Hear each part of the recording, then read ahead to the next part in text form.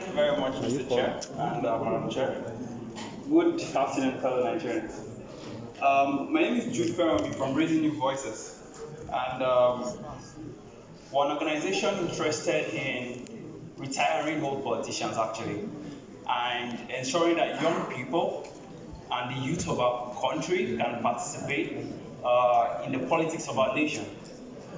I will start with the Senate President's comments during the recent NSAS protests.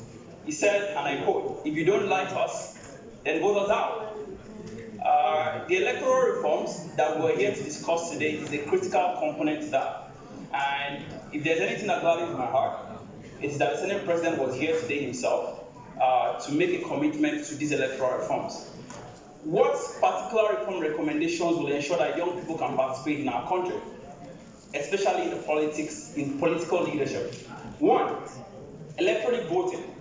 And we've mentioned a lot about electronic voting today, but the clause, section 52, subsection 2 of these amendment bills gives a blanket clause or blanket powers to the Independent National Electoral Commission, which says that INEC then has powers to use electronic voting if it deems fit.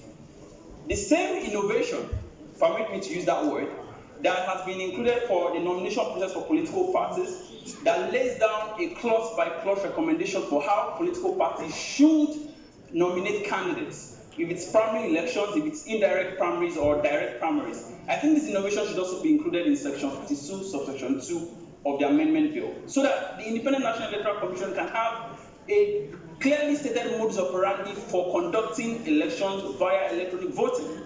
Secondly, a lot has been said as well about electronic transmission of vote results, but there is a section that is called upon when it comes to electronic transmission of vote that does not particularly mention that, and that's section 67, subsection 1, 2, and 3. And it has to do with when a presiding officer has to confirm the vote results in a collation vote.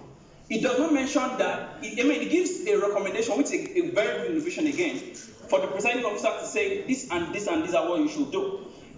The presiding officer should then recall for the electronic transmission via these electronic records.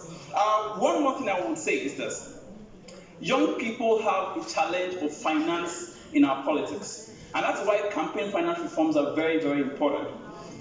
The limitations on electronic expense by candidates says that 5 billion is the limit that you can spend as a presidential candidate, but then you have to pay 500,000 naira as fine if you exceed that limit. That clause, I believe, Mr. Chair and Madam Chair, should be amended, because it tells me as a candidate that all I have to pay to be able to extend this cap that the law has recommended is 500,000 and 500,000 naira. We believe this should be amended to reflect much more stringent fines for anybody who expands on this bill. The final point I want to make, sir, is the nomination process. And we support this innovation that parties should have delegates. The role of godfathers in our elections in Nigeria is very, very clearly stated. But if we have delegate elections that is monitored by the Independent National Electoral Commission at the world level, then young people can have a chance to present themselves to get elected. What we think should then be included, which is my final point, is the introduction of a modus operandi for indirect primaries. For direct primaries, rather. The recommendation currently in the reenactment says that if you are running for president in a party, then what you need to do is the total number of votes in the entire party for direct primaries, which means that, unlike our constitution, which guarantees that before you can become president of the Federal Republic of Nigeria, you have to win majority of the votes in 25 states.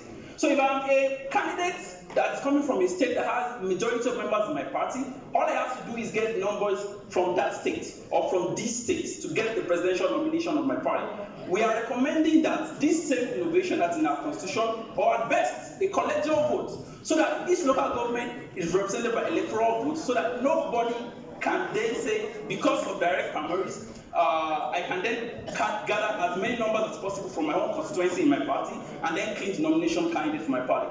These recommendations will ensure that young people can participate in our politics and that the energy and the vigor and the 21st century ideas that we need for development of our country will become the norm rather than the exception in our country. Thank you very much for your time.